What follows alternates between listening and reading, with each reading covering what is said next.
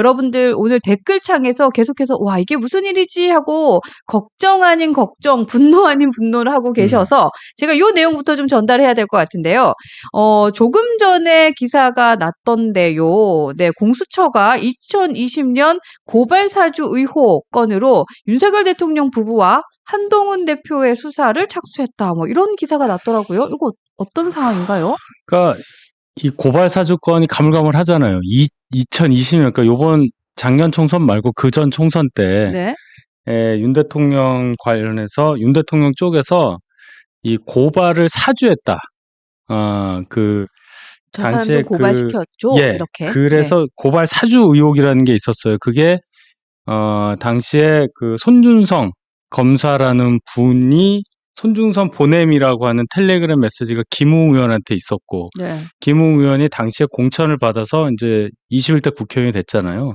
이분에 의해서 고발 조치가 됐는데 마치 그러면 이거 관련해서 손준성 검사가 시킨 거다. 손준성 보냄이라는 내용이 있으니까. 그러면 네. 그 위에 손준성 검사랑 누가 친하냐? 윤석열 당시 검찰총장. 네. 이 부분. 그러니까 도이치모터스 주가 조작 사건 관련해서 뭐가 잘못됐다. 이 얘기인데 이게 이제 일단락이 됐었어요. 근데 갑자기 이게 2020년에 있었던 일을 지금 이렇게 뭔가 수사에 착수한다라는 이유가 있나요? 그러니까 이제 공수처가 할 수 있는 수사 범위 안에 이게 들어가니까 네. 아직 공소시효가 남아 있으니까 이제 다시 하겠다. 손준성 검사는 지금 2심 재판이 아마 지금 탄핵 때문에 정지돼 있을 거예요. 아마 탄핵에서 탄핵을 받고 탄핵 심판 중에 있고 하여튼 재판이 정지돼 있는 걸로 재판이 아직 진행이 안 되는 걸로 탄핵이 정지돼 있나 하여튼 그렇습니다. 네. 그런 상태인데 공수처에서 이제 다른 손준성 검사는 이미 기소가 됐으니까 네. 윤 대통령하고 한동훈 전 대표에 대해서 이제 뭔가 하고 있다. 지금 이제 이런 지금 상황이에요. 손준성 검사장은 네. 1심에서 징역 1년이 선고됐지만 2심에서는 무죄가 선고됐어요. 하여튼 뭐 이런 상황이에요.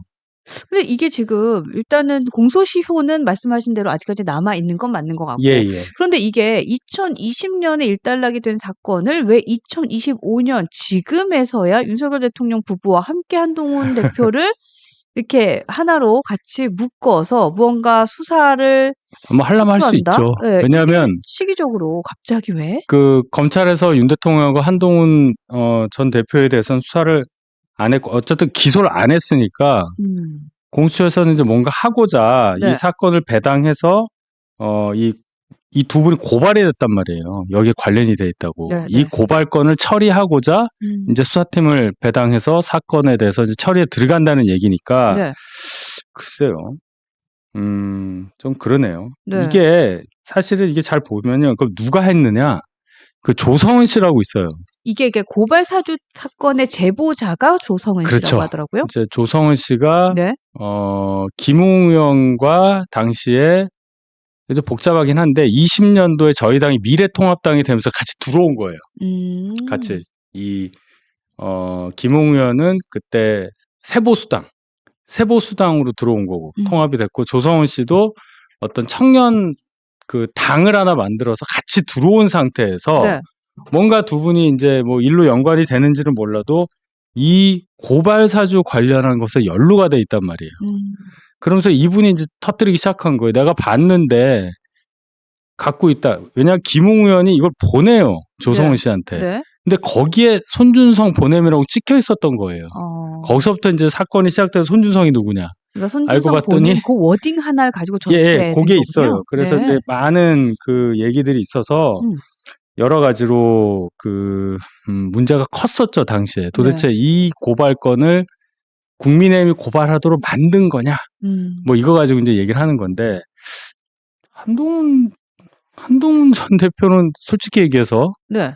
많이 먼데 그렇죠. 제가 알기로는 갑자기 왜 언급이 되지? 2019년, 20년 이때는 한동훈 전 대표가 좌천된 상태라고 저는 알고 있거든요. 아, 그러니까 검사 그 상태가 네, 시절에. 네. 그러니까 이거하고 크게 이 개선에 한동훈 대표가 있다고 저는 보지 않고 네. 어쨌든 그 조성원 씨가 8명 하여튼 8명을 직권남용, 위증, 증거인멸 이렇게 협의로 고발을 했으니까 네.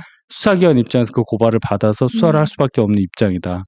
내용은 별거 없을 것 같습니다. 그러니까 일단은 고발이 된 사건이고 그것이 처리되기 전이기 때문에 일단은 수사팀의 배당은 된 사건이고 네. 그러니까 한동훈 대표는 그때 당시에 그러니까 이 사건과는 좀 멀리 떨어져 있던 상황이기 때문에 그렇게 뭐 크게 이슈는 없어 그렇죠. 보인다라는 저는 거죠. 아무 네. 문제가 없을 것 같은데요. 네, 네. 지금 아이린님께서도 좌천되었던 거 맞아요?라는 그 시점에 대해서는 같이 얘기를 해주시는 것 같고, 네, 좀 그리고 이따 확인해 드릴게요. 네, 그리고 공수처에서 왜 갑자기 지금 5년 전 사건을, 아니 뭐 시간이 아직까지 뭐 공소시효는 남아 있다라고 하지만 이 민감한 시기에 왜 갑자기?라는 좀 의구심은 좀 듭니다. 공수처는 뭐라도 해야죠. 아, 뭐라도 해야 뭐라도 된다. 해야 되니까.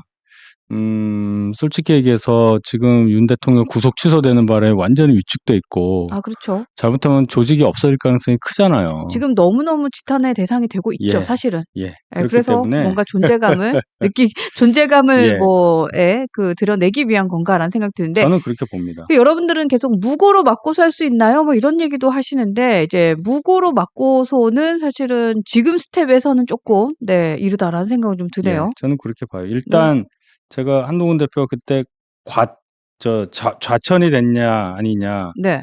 20년도 1월 달에 부산고검에 차장검사로 가신 건 거의 좌천성이에요. 아, 그렇죠. 부산이니까. 대검에 반부패 강력부장을 하다가 갔으니까. 그러네요. 그러니까 시기가 이제 그쯤 되고 이제 완전 좌천은 20년도 6월 달 법무연수원 연구위원. 여기서부터 한 2년 정도 법무장관 될 때까지. 네. 그때까지가 좌천 기간이라고 보면은 뭐 얼추 이게 맞아 떨어져요. 시기는 맞는 것 같아요. 반부패 강력부장 시절에 또 그때라고 하더라도 이 개선에는 저는 거기 있다고 저는 보진 않아요. 그러니까 뭐 큰 문제는 없을 것 같은데 제가 큰 볼 문제는 때는. 없을 것 같고, 그리고 갑자기 공수처는 약간 재발절인가라는 생각도 좀 들고요. 뭔가 자신의 존재감을 계속해서 입증해야 되는 사안이기 때문인 것 같다라는 생각하고, 그래서 여러분들은 그냥 공수처는 폐지가 답이 맞는 것 같습니다라는 글도 계속해서 주시고 계시니까 요 내용은 이제 조금 더 시간이 지나면서 기사가 이제 후속 기사가 나오는 거를 한 번 더 확인을 해야 될 것 같습니다. 좋습니다. 자, 여러분들은 민주당이 또 무언가 시작하는 거 아니야라는 얘기도 하시고, 그러니까 사실 이러한 상황들을 좀 보면서 많은 분들이 어떤 거 얘기하시냐.